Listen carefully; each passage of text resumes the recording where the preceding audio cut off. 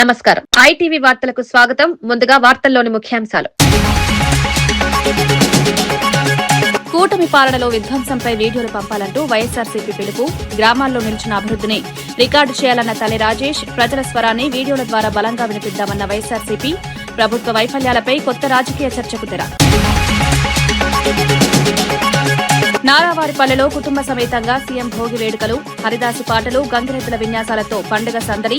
గ్రామీణ సంస్కృతి కాపాడాల్సిన అవసరాన్ని గుర్తు చేసిన సీఎం. ప్రజలతో కలిసి పండుగ జరుపుకున్న చంద్రబాబు. జీరాంజీ పథకంపై కాంగ్రెస్ తప్పుడు ప్రచారమన్న డీకే అరుణ.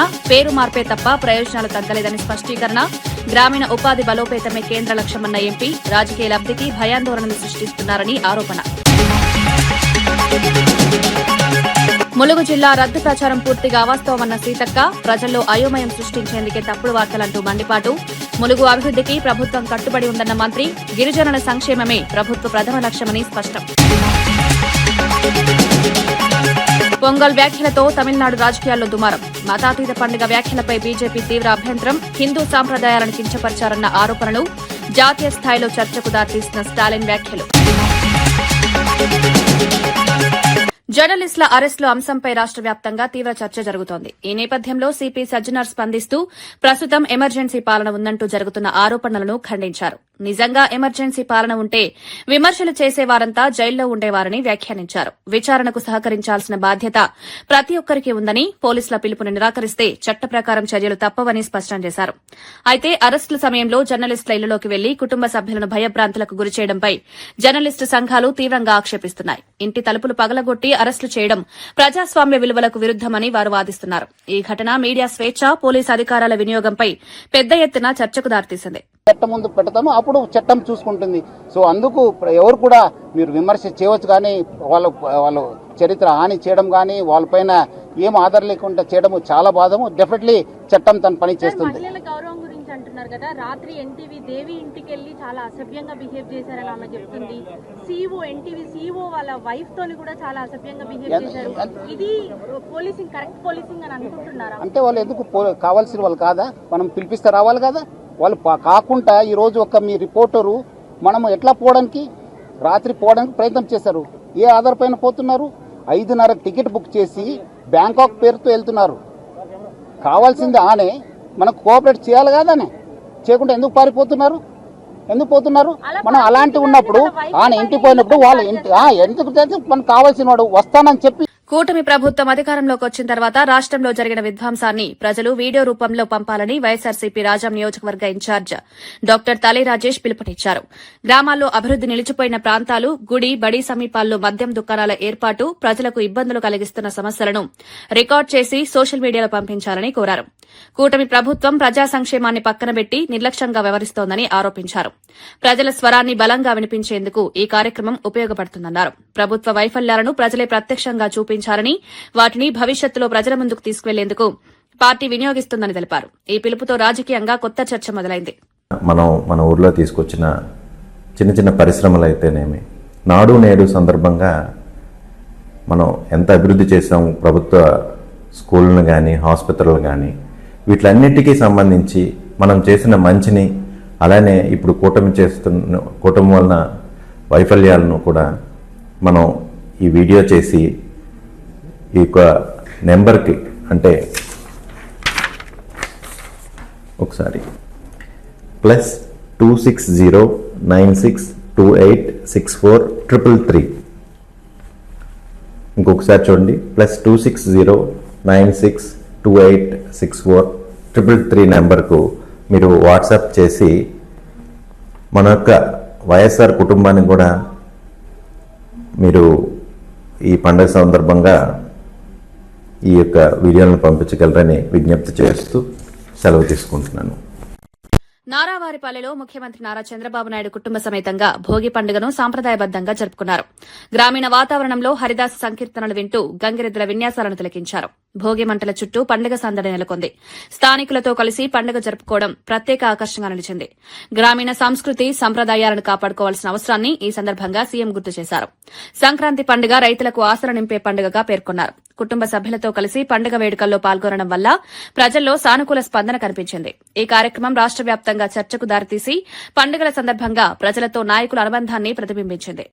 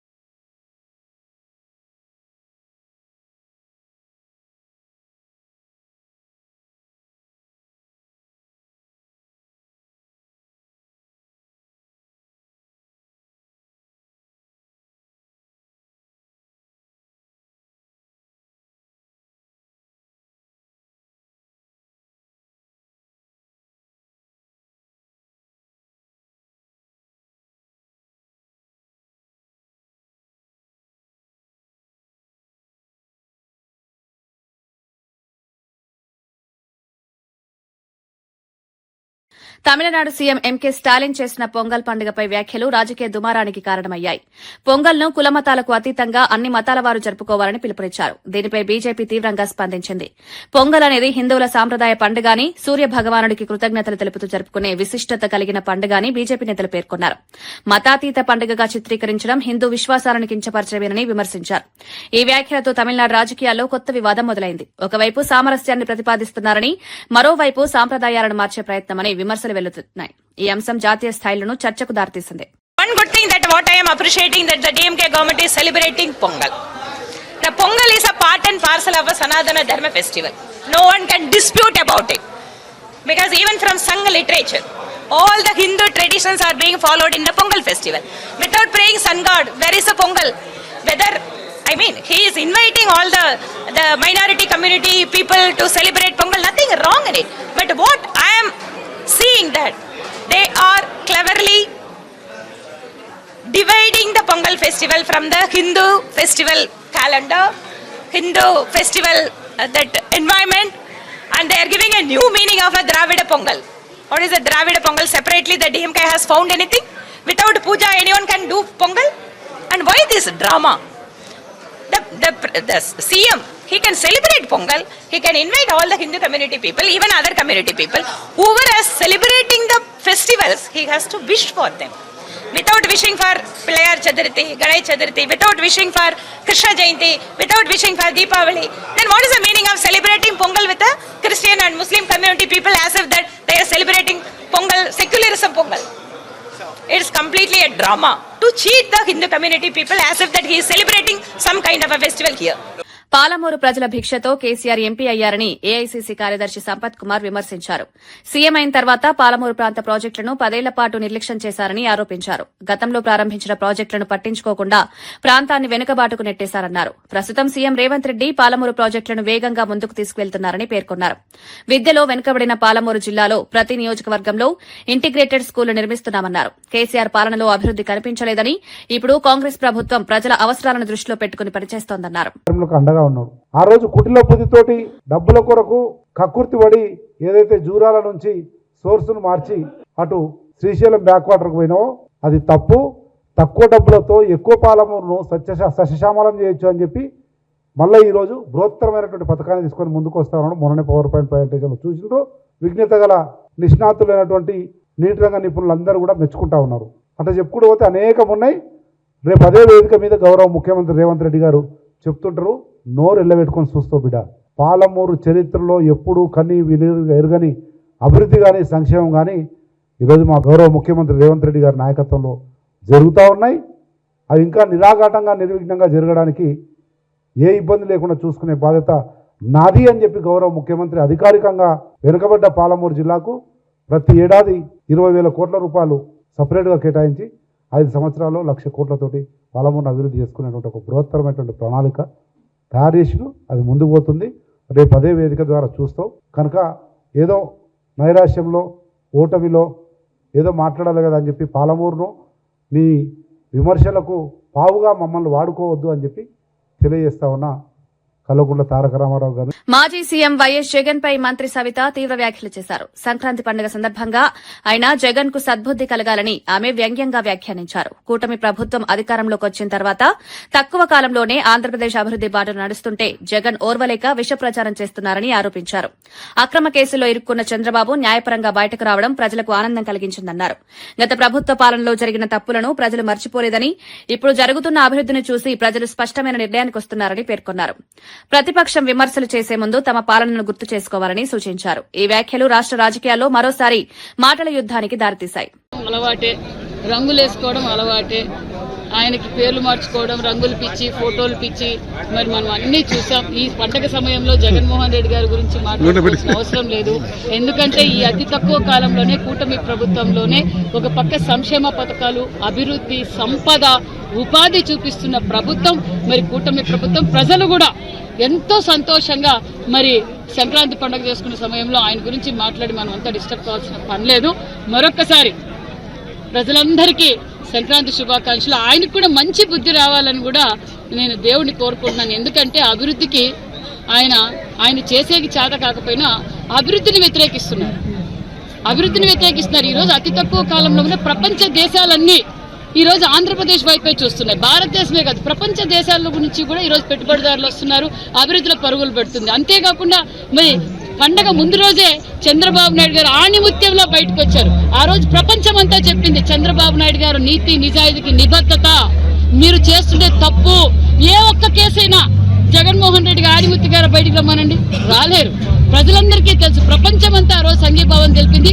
ప్రపంచమంతా నమ్మకాన్ని, ప్రజల నమ్మకాన్ని ఈరోజు మరి కోర్టు తీర్పు ద్వారా కూడా రావటం నిజంగా మాకు సంక్రాంతి సంబరాల్లో మరొక బాగా ఉత్సాహంగా సంతోషంగా ఉంది. ఎందుకంటే మరి జగన్మోహన్ రెడ్డికి ఇప్పటికన్నా కళ్ళు తెరిచి మరి అభివృద్ధి కోసం సహకరించవలసిందిగా కూడా కోరుతున్నాను. ప్రకాశం జిల్లా గిద్దలూరులో తహసీల్దార్ కార్యాలయం వద్ద భోగి పండుగ వేడుకలు సాంప్రదాయబద్దంగా నిర్వహించారు.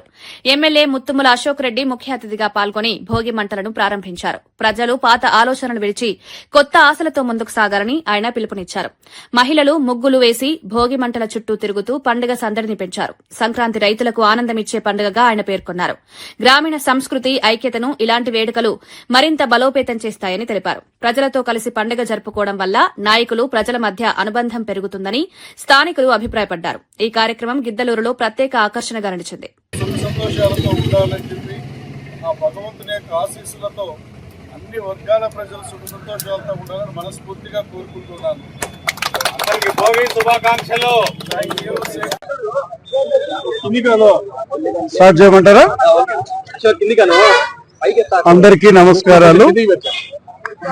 ముందుగా గిద్దలూరు నియోజకవర్గ ప్రజలందరికీ కూడా భోగి శుభాకాంక్షలు తెలియజేస్తా ఉన్నాను. ఈ యొక్క భోగి పండుగ సందర్భంగా సకల భోగ భాగ్యాలు నియోజకవర్గంలో ఉన్నటువంటి ప్రజలందరికీ రావాలని చెప్పి ఆ భగవంతుని మనస్ఫూర్తిగా కోరుకుంటూ ఈరోజు రాష్ట్రంలో పరిపాలన చేస్తున్నటువంటి ఎన్డీఏ కూటమి ప్రభుత్వం గౌరవ ముఖ్యమంత్రి చంద్రబాబు నాయుడు గారు నేతృత్వంలో రాష్ట్రంలో ప్రజలందరూ కూడా సుభిక్షంగా ఉండాలని, ఏ ఆకాంక్షతోనైతే ఆయన సుపరిపాలన అందించాలని ధ్యేయంగా ఉన్నాడో ఆ ధ్యేయం సంపూర్ణంగా నెరవేరాలని చెప్పి మనస్ఫూర్తిగా కోరుకుంటూ మరి ఒక్కసారి గిద్దలూరు నియోజకవర్గ ప్రజలందరికీ కూడా భోగి పండుగ శుభాకాంక్షలు తెలియజేస్తూ నేను సెలవు తీసుకుంటా ఉన్నాను. జర్నలిస్టుల అరెస్టులపై మాజీ ఎమ్మెల్యే డాక్టర్ ఆనంద్ తీవ్రంగా స్పందించారు. పండుగ రోజుల్లో ప్రజలు ఆనందంగా ఉండగా సీఎం రేవంత్ రెడ్డి జర్నలిస్టులను అరెస్ట్ చేసి భయభ్రాంతులకు గురిచేస్తున్నారని ఆరోపించారు. సీఎం పరిస్థితి కుడితిలో పడ్డ ఎలుకలా మారిందని విమర్శించారు. మంత్రుల ఫోన్లు ట్యాప్ చేయడం, వారి మీద కథనాలు రాయించడం వంటి కుట్రలు సీఎం చేస్తున్నారని అన్నారు. ఈ విషయాలు హైకమాండ్కు అర్థమయ్యాయని పేర్కొన్నారు. మీడియా స్వేచ్ఛపై దాడులు ప్రజాస్వామ్యానికి ప్రమాదకరమని వ్యాఖ్యానించారు. ప్రభుత్వ వైఫల్యాలను భయపెడుతున్నందుకే జర్నలిస్టులపై కక్ష సాధింపు చర్యలు తీసుకున్నారని ఆరోపించారు. ఈ వ్యాఖ్యలు రాష్ట రాజకీయాల్లో మీడియా స్వేచ్ఛ అంశాన్ని మరింత చర్చకు తీసుకొచ్చాయి. 8 మంది పోలీసు అధికారుల చేత వేసిండు. అయితే ఇంకొకటి హాస్యాస్పదమైనటువంటి విషయం ఏంటంటే, ఎప్పుడో రేవంత్ రెడ్డి గారి మీద కొడంగల్లో మద్దూరు లోపల కావలి వెంకటేష్ అనేట ఆయన ఏదో పోస్టు పెట్టిండంట రేవంత్ రెడ్డి గారికి ప్రతికూలంగా.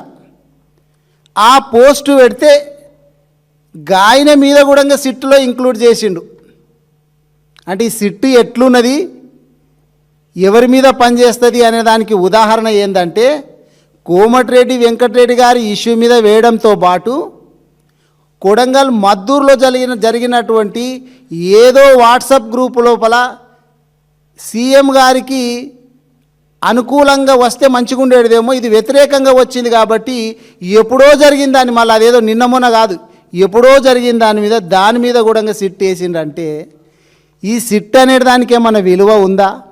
సిట్టు ఎవరి మీద వేయాలి, అసలు ఎందుకు వేయాలా? నీ ఉద్దేశం లోపల సిట్ అంటే ఇంగ్లీష్ పదం సిట్ ఉంటుంది కదా, సిట్ అంటే కూర్చో అంటే కూర్చోవాలా, లేవంటే లేవు, గా విధంగా అయిపోయినట్టున్నది. రైళ్లలో ప్రయాణికులకు కాఫీ, టీ, సూప్ విక్రయించే విధానంలో కీలక మార్పులు తీసుకొచ్చారు. ఇప్పటివరకు ఉపయోగిస్తున్న కిటిళ్లు సౌకర్యవంతంగా లేకపోవడం, హైజీన్ లోపించడం వంటి సమస్యలపై వచ్చిన ఫీడ్బ్యాక్ ఆధారంగా వాల్తేరు డివిజన్ కొత్త వెండింగ్ ప్లాస్కులను ప్రవేశపెట్టింది. ఈ కొత్త ప్లాస్కులు విక్రేతలకు సులభంగా ఉండడంతో పాటు ప్రయాణికులకు ఆకర్షణీయంగా, పరిశుభ్రంగా ఉండనున్నాయి. ఐఆర్సీటీసీ ద్వారా విక్రయించే పానీయాలు ఇకపై ఈ విధానంలోనే అందించనున్నారు. ప్రయోగాత్మకంగా ఏపీ ఎక్స్ప్రెస్ లో ఈ మార్పును అమలు చేస్తున్నామని డీఆర్ఎం లలిత బోహ్రా తెలిపారు. ప్రయాణికుల సౌకర్యం, ఆరోగ్యాన్ని దృష్టిలో పెట్టుకుని ఈ నిర్ణయం తీసుకున్నామని అధికారులు తెలిపారు. Very appealing to the passenger, and therefore we have started this new experiment where you can see that this boy who is doing the catering service in the train, his both hands are free. When he go to the passenger, this is a thermos where he has kept the hot items, hot milk or hot water or whatever it is, and whatever the thrash which generate due to this is kept here, and he has a QR code also. So if anybody, the passengers, we always encourage them to make the digital payment so they can make a digital payment.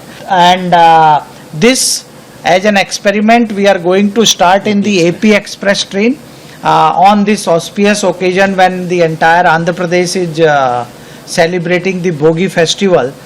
From today we will start this service, and depending upon the customers' feedback, we will keep on improving it. Tripura రాష్ట గ్రామీణ ప్రాంతాల్లో సంక్రాంతి పండుగ ప్రత్యేక అందాన్ని సంతరించుకుంటుంది. అక్కడ అల్పనాని సాంప్రదాయ కళ పండుగలో ప్రధాన ఆకర్షణగా నిలుస్తుంది. బియ్యం పిండి, సహజ రంగులతో మహిళలు ఇళ్ల ముందు, గోడలపై అందమైన నమూనాలు గీస్తారు. ఇది తరం నుంచి తరానికి వస్తున్న కుటుంబ సాంప్రదాయం. తల్లులు తమ కుమార్తెలకు, అత్తలు, కోడళ్లకు ఈ కళను నేర్పిస్తారు. అల్పనా కళ కేవలం అలంకరణ మాత్రమే కాదు, కుటుంబ బంధాలను బలోపేతం చేసే సాంప్రదాయంగా భావిస్తారు. సంక్రాంతి సందర్భంగా గ్రామాలన్నీ ఈ కళతో కలకలలాడతాయి. స్థానిక సంస్కృతి, సాంప్రదాయాలను కాపాడే ఈ అలవాటు త్రిపుర పండుగ వాతావరణానికి ప్రత్యేక గుర్తింపునిస్తుంది.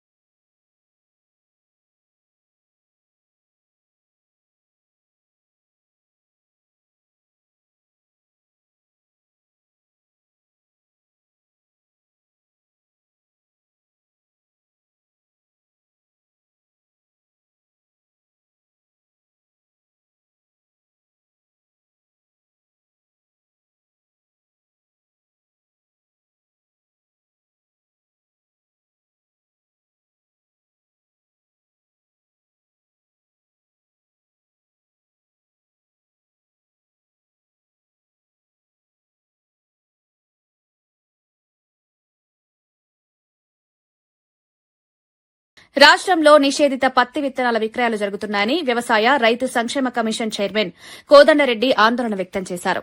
రైతుల అమాయకత్వాన్ని ఆసరాగా చేసుకుని కొందరు అక్రమ వ్యాపారులు నిషేధిత విత్తనాలను విక్రయిస్తున్నారన్నారు. ఇవి సాగుకు, పంట దిగుబడికి తీవ్ర నష్టం కలిగించే ప్రమాదం ఉందని హెచ్చరించారు. రైతులు అధికారికంగా అనుమతించిన విత్తనాలనే కొనుగోలు చేయాలని సూచించారు. జిల్లా స్థాయిలో వ్యవసాయ అధికారులు క్షేత్రస్థాయిలో తనిఖీలు పెంచాలని ఆదేశించినట్లు చెప్పారు. నిషేధిత విత్తనాలు విక్రయించే వారిపై కఠిన చర్యలు తీసుకుంటామని స్పష్టం చేశారు. రైతుల భవిష్యత్తును దృష్టిలో పెట్టుకుని ప్రభుత్వం అప్రమత్తంగా వ్యవహరిస్తోందని తెలిపారు. ఈ హెచ్చరిక రైతు వర్గాల్లో చర్చకు దారితీసింది. ప్రయత్నం చేస్తున్నారు, అమ్మడానికి ప్రయత్నం చేస్తున్నారు అనేది ఆధారాలతో తెలిసిపోయింది. అమెరికాలో ఉండే విత్తన కంపెనీలు కూడా అక్కడే టెస్ట్ చేయించుకొని ఇక్కడ అమ్ముకోవచ్చు.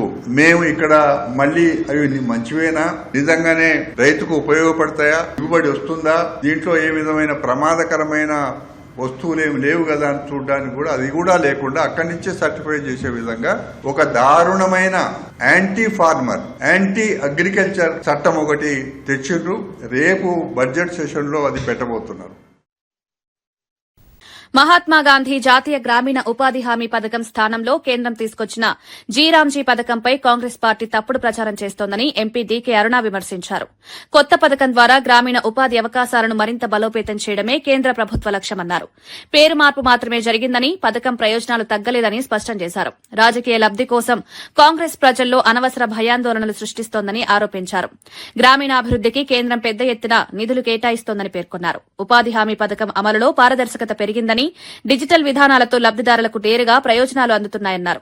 ప్రజలు వాస్తవాలను గమనించాలని ఆమె పిలుపునిచ్చారు. 25 రోజులకు పెంచిండ్రు. ఆ వ్యవసాయ పనుల సమయంలో 60 రోజులు ఖచ్చితంగా బ్రేక్ ఉండాలనేటటువంటి విషయాన్ని దీంట్లో పెట్టిండ్రు. ఇలా మహాత్మా గాంధీ పేరు లేదని ఎన్నడైనా వీళ్ళు మహాత్మా గాంధీ పేరు ఊర్లలో ఉచ్చరించిందా? ఎంఎన్ఆర్జిఎస్ లో ఎన్నడైనా ఇప్పుడున్నటువంటి మాట్లాడే నాయకులు ఏదైనా మాట్లాడిందా? మహాత్మా గాంధీ పేరుతోనే స్వచ్ఛ భారత్ ని ప్రారంభం చేసింది నరేంద్ర మోదీ గారి ప్రభుత్వం అధికారంలోకి వచ్చిన వెంబడే. ఇవాళ చివరి మాటలు, గాంధీజీ చివరి మాటలైనటువంటి హే రామ్ అనేటటువంటి మాటలు దీన్ని జోడించే విధంగా జీ రామ్జీ అనేటటువంటి పథకానికి ఈరోజు వికసిత్ భారత్ జీ రామ్జీ అనేటటువంటి పేరు ఈ పథకాన్ని పెడితే వాళ్ళకు ఉన్నటువంటి బాధ ఏందని అర్థం కావటం లేదు.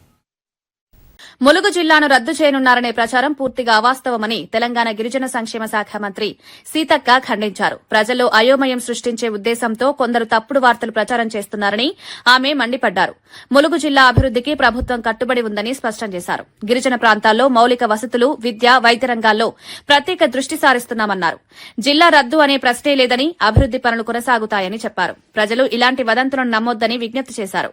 గిరిజనుల హక్కులు, సంక్షేమమే ప్రభుత్వ ప్రథమ లక్ష్యమని ఆమె పేర్కొన్నారు. ఈ ప్రకటనతో ములుగు జిల్లా వాసుల్లో నెలకొన్న ఆందోళన కొంతమేర తగ్గింది. ములుగు జిల్లా గురించి ఎవరు ఆందోళన చెందాల్సినటువంటి అవసరం లేదు. ఈ రోజు కొంతమంది రకరకాలుగా తప్పుడు ప్రచారాన్ని క్రియేట్ చేస్తారు. ఎవరు దయచేసి ఆందోళన చెందాల్సిన అవసరం లేదు. అనవసరంగా ఎవరు తప్పుడు వార్తలను క్రియేట్ చేయకండి. శాస్త్రీయంగా జరుగుతాయని ఈ సందర్భంగా తెలియజేస్తూ మీరందరూ కూడా నిశ్చింతగా ఉండండి. తప్పకుండా ములుగు జిల్లా అభివృద్ధి చేసి చూపిస్తామని తెలియజేస్తాం. చెత్త కుప్పలో లభించిన 45 సవర్ల బంగారాన్ని నిజాయితీగా పోలీసులకు అప్పగించిన పారిశుద్ధ కార్మికురాలు పద్మను Lalitha jewellery chairman doctor M Kiran Kumar ప్రత్యేకంగా సత్కరించారు. తన ఇంటికి ఆహ్వానించి ఆమెను ఘనంగా గౌరవించారు. పద్మ చూపిన నిజాయితీ సమాజానికి ఆదర్శమని ఆయన ప్రశంసించారు. కష్టాల్లో ఉన్నప్పటికీ నైతిక విలువలు విడిచిపెట్టని ఆమె చర్య అందరికీ స్ఫూర్తిదాయకమన్నారు. పద్మకు ఆర్థిక సహాయం అందించి భవిష్యత్తులో తోడుగా ఉంటామని హామీ ఇచ్చారు. ఈ ఘటన నిజాయితీకి విలువ ఇంకా ఉందని నిరూపించిందని పలువురు అభిప్రాయపడ్డారు. పద్మను గౌరవించిన ఈ సంఘటన రాష్ట్ర వ్యాప్తంగా ప్రశంసలు అందుకుంటోంది.